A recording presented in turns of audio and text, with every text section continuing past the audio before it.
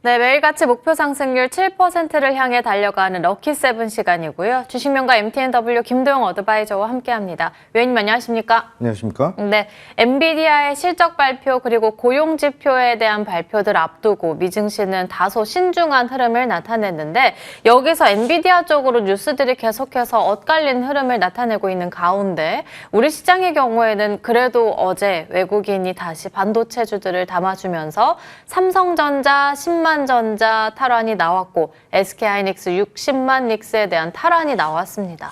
다시 희망회로 돌려봐도 괜찮을까요? 네, 전일자 외인들은 SK하이닉스, 삼성전자 그리고 이소페타시스의 매수 강도를 높였다라고 한다면 기관은 삼성전자랑 SK하이닉스 그리고 HD현대, 미포와 두산까지 외국인과 기관이 HD현대, 미포를 제외하고는 반도체 관련 종목들의 집중도를 높였다라고 볼 수가 있죠. 이제 이번 주에 있을 엔비디아의 실적 발표, 그 이전에 우리나라는 주요 대기업들의 투자에 대한 포인트가 나타났다라고 보시면 될 것 같고요. 삼성전자가 450조, 그리고 SK하이닉스가 용인 반도체 클러스터에만 600조. 어떻게 보면은 현대차 그룹과 LG 그룹까지 125조, 100조 원의 투자 이슈가 첨단 산업의 집중도가 높아져 있다라고 하는 점. 하지만 오늘 어제 오늘 특히 이제 미장의 움직임이 좋지 않게 나타나고 있는 것은 엔비디아의 실적 발표 이전에 변동성에 대한 확대가 나타나는 그런 부분. 저는 이렇게 표현을 좀 드릴게요.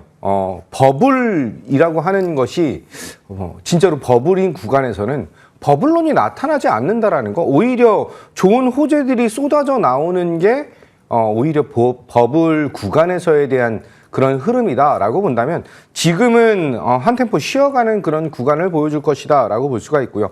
이번 주에 있을 엔비디아의 실적은 저는 서프라이즈를 기대를 하고 있는데 중요한 건 이건 것 같아요.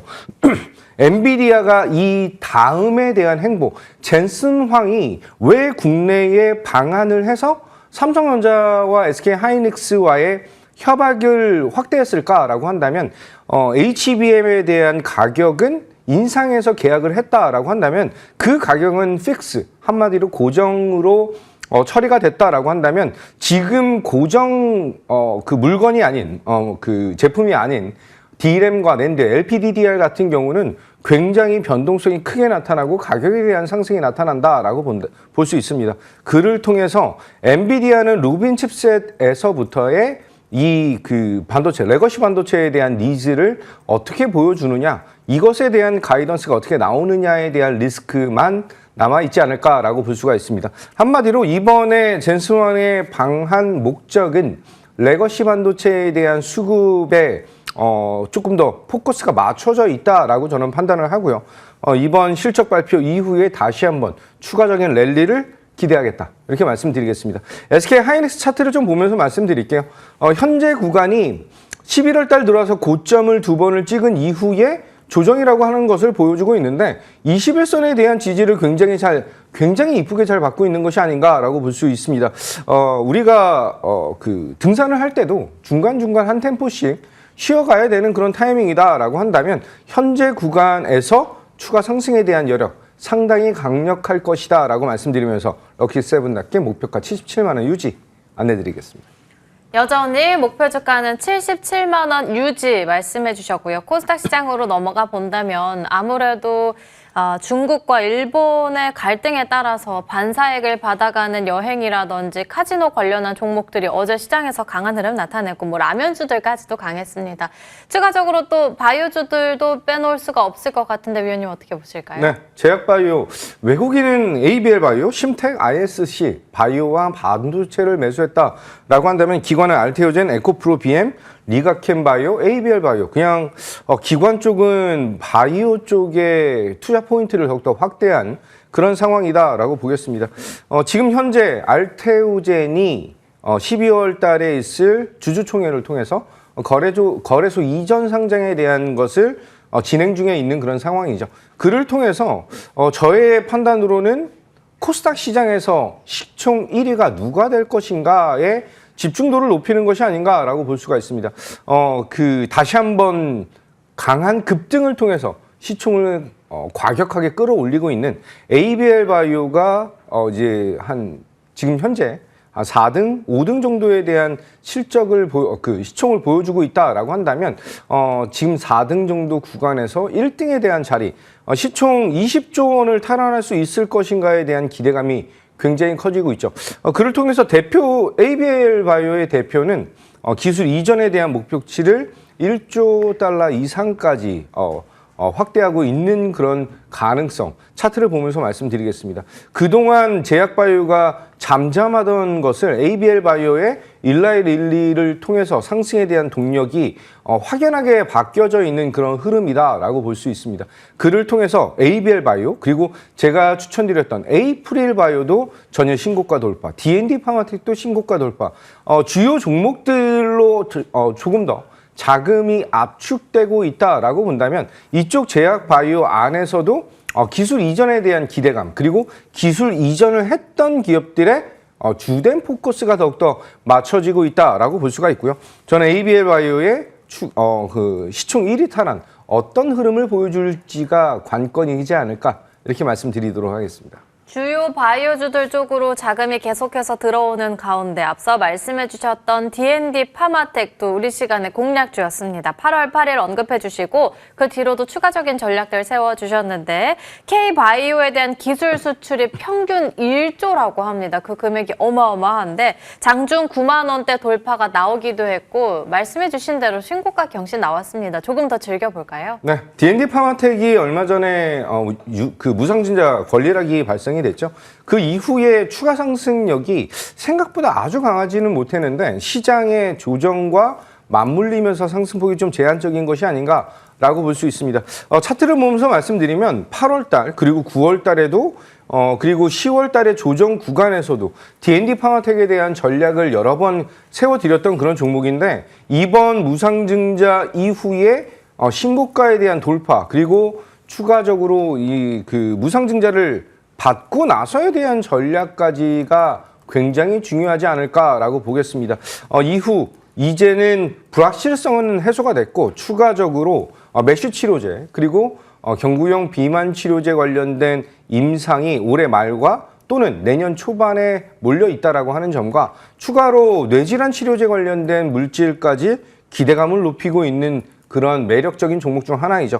D&D 파마텍이 10만 원이라고 하는 가격을 어떻게 돌파하느냐에 따라서 탄력에 대한 니즈가 좀 보여줄 수 있겠다라고 보고요. 오늘 반도체 섹터가 조금 약하게 나타난다라고 한다면 D&D 파마텍의 추가 상승을 더 잘 기대해야 되는 것이 아닌가라고 말씀드리면서 목표 가격 11만 원으로 상향하겠다. 이렇게 안내 드리겠습니다. 목표 주가 11만 원으로 상향 조정 도와주셨고 그 다음으로 파미셀의 경우에도 3분기 실적 발표가 나왔는데 그에 따라서 또 급등세 나왔고 이 역시도 신고가입니다. 어제 종가만 보더라도 10%대 급등으로 거래 마쳤고 장중에는 2만 원에 대한 회복까지도 나왔는데 2만 원 처음 가보는 가격이잖아요. 이 이상의 가격도 있을까요? 네. 지금 현재 반도체 섹터에서 어떤 것이 가장 유망할까라고 한다면 제가 여러 번 강조드렸던 심텍 그리고 대덕전자, TLB 이런 기판, 이수페타시스까지 굉장히 강한 흐름을 보여주고 있죠. 내년에도 이 기판에 대한 니즈가 커지고 있는 그런 상황인데 현재 시장에서 이 CCL이라고 하는 것에 집중도가 굉장히 높아지고 있다는 점이에요. 특히 이제 두산전자의 매출 구조와 영업이익에 대한 구조가 굉장히 폭발적으로 늘어나고 있다라고 한다면 두산전자에 납품을 하는 그런 기업들에 대한 니즈, 그게 바로 파미셀이고 롯데 에너지 머티리얼즈다라고 하는 이 플로우에 대한 것을 조금 더 집중해야 되는 것이 아닌가라고 말씀드리겠습니다. 차트를 보면서 말씀드리면 10월 21일 날 공략에 대한 포인트를 잡아드렸는데 이 구간에서 제가 이렇게 표현드렸어요. 전 고점을 돌파하는 이 구간에서에 대한 전략이 어떻게 보면 눌림목과 저점에 대한 전략으로 바뀔 수밖에 없다라고 말씀드렸고 이 구간에서 신고가 돌파 그리고 전일자는 다시 한번 신고가가 돌파되면서 2만 원이 돌파가 됐죠.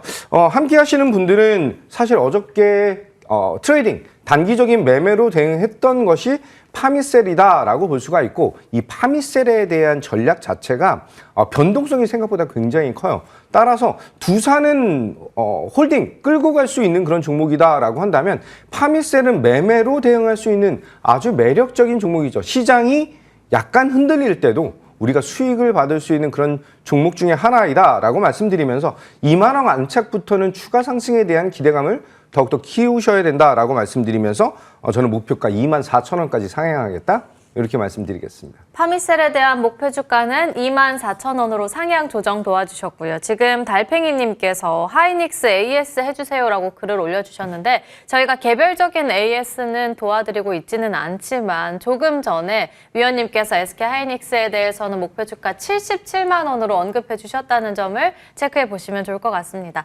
마지막 종목으로는 이수페타시스 볼 수 있을 것 같은데, 한 달 반 사이만 보더라도 80%의 주가 상승률이 나타났습니다. 그리고 증권가에서도 목표 주가 줄 상향 조정이 나왔고, 어제도 뭐 18%가량 폭등으로 거래를 마치게 됐는데, 위원님의 종목들 지금 계속해서 신고가 특집이 될 것 같습니다. 이 역시도 신고가 경신 나왔습니다. 추가 전략은요? 네, SK 하이닉스 한마디를 좀 드리면, 사실 지금 뭐 SK 하이닉스, 이수페타시스, 뭐 심텍, TLB, 대덕전자, 이런 종목들이 다 고점에 있는 그런 구간이다라고 해서 조금 눌리는, 조정을 받는 것에 굉장히 조금 공포감을 가지시는 것이 아닌가라고 볼 수 있습니다. 저는 이 산업에 대한 성장은 더욱더 확대될 것이다라고 볼 수가 있고요. 특히 이 이수페타시스의 움직임 자체가 전일자 실적에 대한 서프라이즈를 반영을 하면서 굉장히 강한 흐름을 보여줬죠. 제가 저번 주 금요일 날 이 럭키세븐 오전 방송에 나와서 안내드렸던 이수페타시스가 굉장히 그날 당일에 대한 조정폭이 좀 컸었습니다. 걱정을 많이 하셨던 분들이 계시고 손절을 하셨던 분들도 계실 텐데, 자신 있게 말씀드리는 것은 실적에 대한 개선, 이 주식은 실적에 대한 함수로 구성이 되어 있다라고 본다면 이번에 신고가 갱신에 대한 의미는 굉장히 크게 나타나는 것이 아닌가.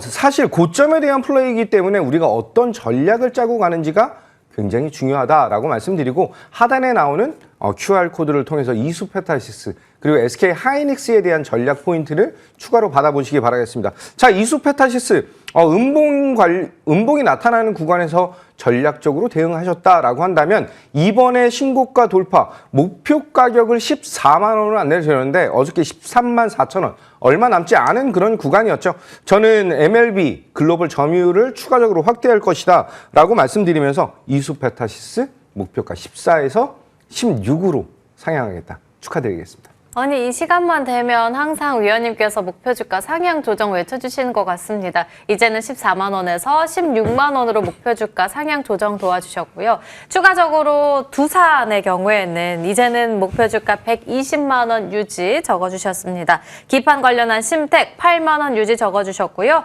ABL 바이오에 더해서 에이프릴바이오의 경우에는 48,000원 상향 조정까지 도와주셨습니다. 오늘 시장에서 볼 수 있는 공략주도 궁금합니다. 첫 번째 공략주, 과연 어떤 종목일까요? 물류도 대장산업 그리고 대장주에서 거래를 하시면서 조정을 통한 우리가 전략을 짜야 된다라고 한다면, 오히려 오늘 반도체 섹터의 단기적인 하락은 우리의 수익을 더 극대화낼 수 있는 그런 전략이다. 추천할 종목, 첫 번째 종목은요, 좀 많이 올랐습니다. 한양 디지텍 안내드리도록 할게요. 한양 디지텍이 현대 반도체의 핵심 키워드, 바로 이 SSD 관련해서 모듈화를 진행하고 있는 그런 상황이죠. 글로벌 반도체 쇼티지, 이 안에서 낸드와 SSD에 대한 니즈가 굉장히 커지고 있는데, 국내에서 이 SSD의 최고 대장이 누구이냐라고 한다면 한양 디지텍이 가장 큰 반응을 잘 보여주고 있는 그런 흐름 중에 하나이다라고 보겠습니다. 자, 차트를 보면서 말씀드리면 지금 한양 디지텍을 제가 9월 중순에 한번 추천드려서 지속적인 상승이 나타난 이후에요. 그리고 11월 13일 날 신고가를 찍고 나서 다시 한번 살짝 눌림, 조정이 나타나고 있는데, 5일선과 11선, 한마디로 이격을 벌이지 않은 구간에서의 매매적인 측면으로 대응하는 것은 상당히 매력적이다라고 말씀드리겠습니다. 현재 24,000원, 25,000원 미만에서 매수를 안내 드리고요. 고점 부분이기 때문에 분할 매수, 목표 가격에 대한 것은 3만 원을 제시를 해드리고 손절 라인은 21,000원 잡고 대응하겠다. 이렇게 안내 드리겠습니다. 첫 번째 공략주 한양 디지텍 나왔습니다. 목표 주가는 3만 원, 손절 라인은 21,000원으로 대응해 보겠습니다. 그러면 두 번째 공략주는요? 네, 기판, CCL 이런 쪽에 대한 니즈가 커졌다라고 한다면 이제 반도체의 생산량이 늘어날 수밖에 없는 그런 구간이죠. 그렇게 본다면 소켓 관련된 니즈에도 우리는 집중도를 높여야 된다. 다른 기판 대비해서는 조금 상승폭이 좀 저조했지만 다시 한번 볼 수 있는 종목 중 하나가 바로 TSE에 대한 니즈를 보셔야 되는 상황이죠. 특히 이제 국내 삼성과 SK 하이닉스의 HBM 생산량 증가를 통해서 동사의 테스트 부품에 대한 공정이 추가적인 성장에 대한 매력도를 높일 수밖에 없다. 삼성과 SK 하이닉스는 HBM에 대한 라인을 더욱더 확대하고 있다라고 본다면 SoC 시장에 대한 진출 교두보가 더욱더 확대되고 있는 그런 모습이고요. 올해 실적적인 측면도 상당히 견조하다라고 보시면 될 것 같습니다. 차트 보면서 말씀드릴게요. TSE는 여러 번 강조를 좀 드렸는데 9월 달에도 다시 추천에 대한 포인트를 안내 드렸다라고 한다면 이후에 10월 달에 대한 고점 그리고 11월 달에 대한 고점을 찍고 나서 박스권의 중단, 하단에 대한 트라이를 다시 한번 보여주고 있는 것은 상당히 긍정적이죠. 55,000원 미만에서에 대한 매수 전략은 상당히 유효하다라고 말씀드리면서 1차 목표가 68,000원, 손절 라인은 48,000원 60선 잡고 대응하겠다. 이렇게 말씀드리겠습니다. 오늘 두 번째 공략주로는 TSE 말씀해 주셨고요. 목표 주가는 68,000원, 손절 라인은 48,000원으로 대응해 보겠습니다. 그리고 지금 채팅창에 굉장히 많은 분들께서 너무 좋은 글을 올려주셔서 제가 글까지 잘못 읽었는데 대장주 사랑합니다라고 제가 글을 읽게 됐거든요. 오늘 무료 공개 방송 주제는 어떤 건가요? 네, 이수페타시스와 심텍에 대한 흐름, 전일자에 대한 흐름뿐만 아니라 이후의 조정 그리고 그 조정을 어떤 전략으로 매수 그리고 매도에 대한 전략을 짤 것인가가 중요한 것 같습니다. 저는 심텍 다음에 대장 종목의 매수를 진행하셔야 되는 그런 구간이다라고 말씀드리고 버블론이 아닌 지금 현재는 버블이 아닌 잠시 쉬어가는 구간이다라고 한다면 엔비디아 실적 이전에 우리는 다시 한번 조금 더 공격적인 스탠스를 좀 취해야 된다라고 판단하겠습니다. 심텍 다음 대장주 시작하는 그런 구간에서 추가적으로 이수페타시스와 SK 하이닉스에 대한 전략까지 안내를 드릴 테니 잠시 후 8시 40분에 시작하는 무료 공개 방송 입장을 하시고요. 무료 공개 방송 시청이 힘드시다라고 하시는 분들은 하단에 나오는 QR코드를 통해서 김도영의 럭키세븐 소통 창구로 입장하시기 바라겠습니다. 네, 오늘 8시 40분부터 12시까지 진행하는 모방까지 함께 하시길 바라겠습니다. 김도영 어드바이저와 함께 이야기 나눠봤습니다. 오늘 말씀 감사합니다. 감사합니다.